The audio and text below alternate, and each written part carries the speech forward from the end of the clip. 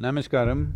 This dastardly terror attack in Pahalgam, Kashmir spells a new chapter in terms of what we need to do about protecting innocent people and the general security of the nation itself. The purpose of terrorism is not war, but to cripple a society with fear. Their aim is to spread panic among people, divide the society, derail the economic growth of the nation, create strife, violence and lawlessness at every level. In other words, reduce the country into a failed state. Of all the kinds of violence that happens in the world, religiously motivated terrorism is the most dangerous.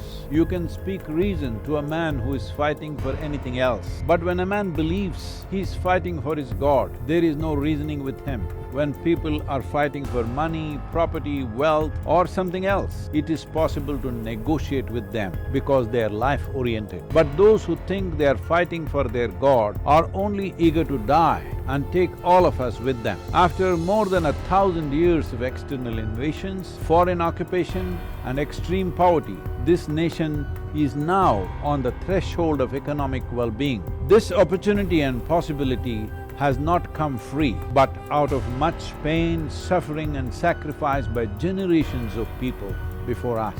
Therefore, it is our duty to bring their efforts to fruition and make their dreams come true. It is obvious there are certain elements who do not want this nation empowered. It is high time we defeated nefarious designs of these anti-national elements. And a steely resolve and an iron hand is needed right now. There are those who are not committed to the idea of nationhood, and they cannot be dealt with softly. If we want to preserve and nurture the sovereignty of this nation, these elements who are willing to kill indiscriminately and also die in the process, whose beliefs are not concurrent with the fundamentals of the nation-state, should be dealt with an iron hand and a steely, long-term resolve. Someone who carries a gun or bomb with the intention of shooting and killing anyone on the street, innocent people, women, children, simply needs to be dealt with decisively. If we want to exist here as a nation, we have to learn the fundamentals of how to maintain the sovereignty of this country. It is important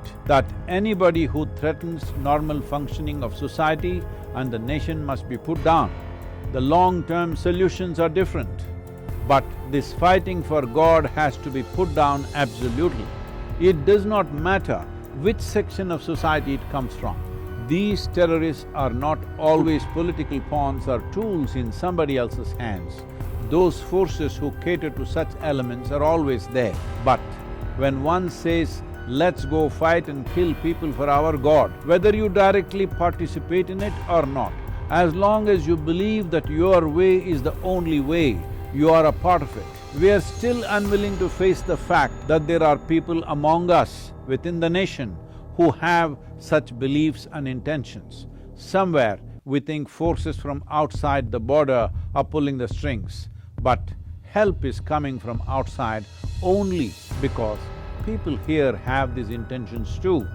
There are larger, long-term solutions for all these situations. We must nurture the integrity of the nation and a strong bonding among people of different social, ethnic and religious background. We must bring a more equal distribution of education, economic opportunities, wealth, welfare on all levels.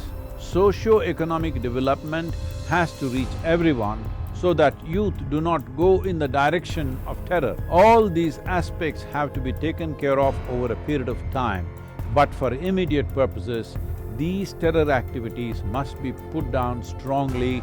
This lawlessness has to be brought to an end.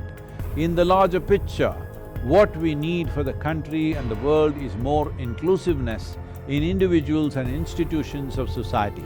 And inclusiveness is not only the fundamental nature of spiritual process, but the very basis and goal of life itself. At a time like this, it is for every citizen to realize that within the nation, there can be no you versus me.